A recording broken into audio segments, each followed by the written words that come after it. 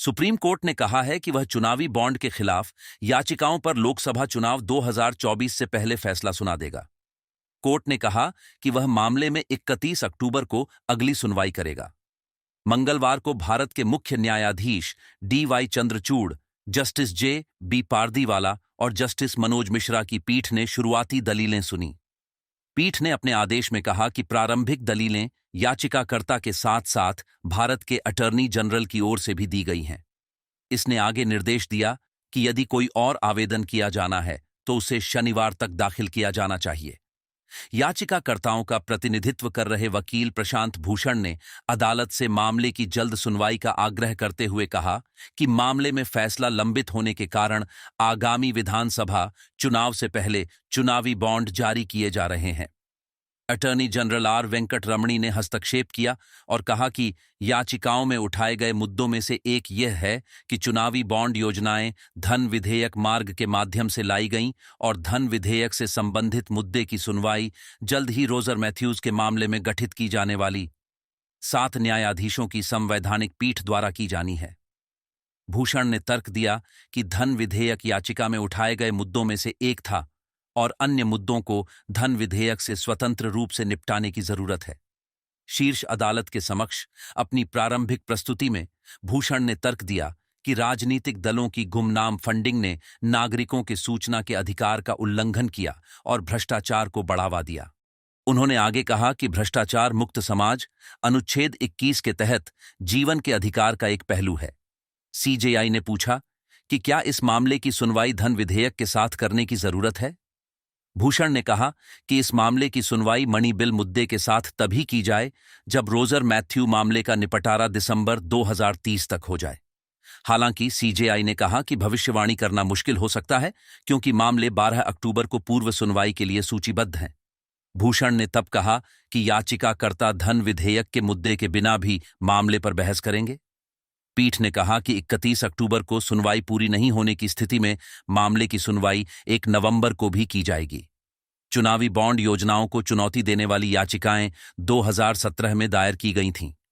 यह योजना केंद्र द्वारा 2017 के वित्त अधिनियम में किए गए संशोधन के माध्यम से शुरू की गई थी। वित्त अधिनियम 2017 के माध्यम से संशोधनों को चुनौती देने वाली कई याचिकाएं शीर्ष अदालत के समक्ष लंबित हैं।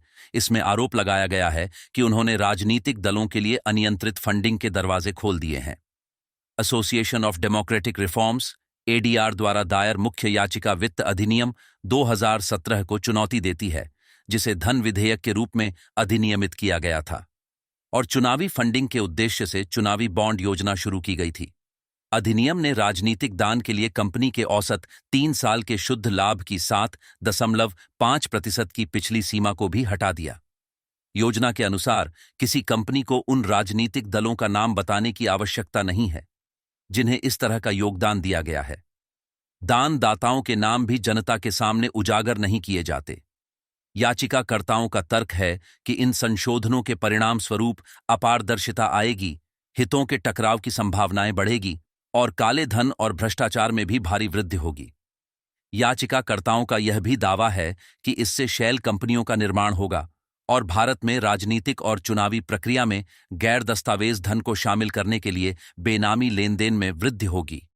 मंगलवार को याचिकाकर्ताओं के वकील प्रशांत भूषण ने आरोप लगाया कि 2017 से लगातार अदालत द्वारा इस मामले पर निर्णय न लेने के कारण सत्तारूढ़ दल लोकसभा के साथ साथ विधानसभा के हर आम चुनाव में इस योजना का लाभ उठा रहा है।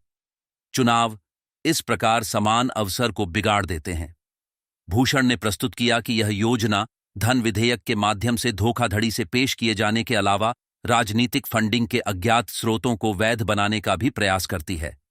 उन्होंने आरोप लगाया कि यह योजना राजनीतिक दलों की फंडिंग के बारे में जानकारी के अधिकार का उल्लंघन करती है और भ्रष्टाचार को बढ़ावा देती है।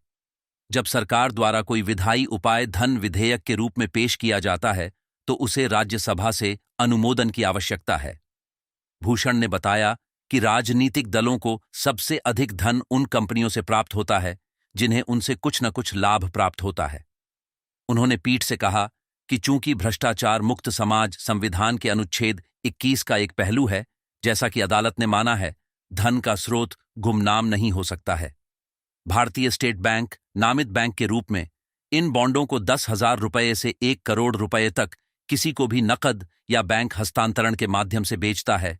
नकद जमा होने पर बैंक खाता खोला जा सकता है। खरीद के स्रोत को गुप्त रखा गया है। हालांकि एसबीआई को स्रोत पता है, लेकिन वह इसका खुलासा न करने के लिए बाध्य है।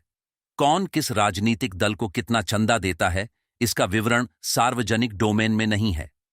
सीजेआई ने चुनावी बॉन्ड की तुलना वाहक बॉन्ड से की, क्योंकि दोनों में बॉन्ड धारक इसे किसी भी मान्यता प्राप्त राजनीतिक दल को हस्तांतरित कर सकता है और उन्हें प्राप्त करने वाली पार्टी उन्हें भुना सकती है।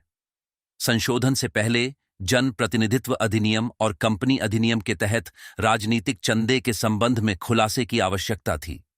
चुनावी बॉन्ड योजना एक अपवाद बनाती है ताकि पार्टियों को अपने धन के स्रोत का खुलासा न करना पड़े।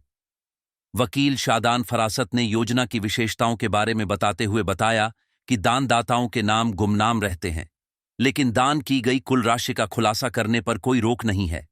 कंपनियां अपने शेयरधारकों को दान की राशि का खुलासा करती हैं, लेकिन शेयरधारकों को यह नहीं पता होता है कि लाभार्थी कौन सा राजनीतिक दल है।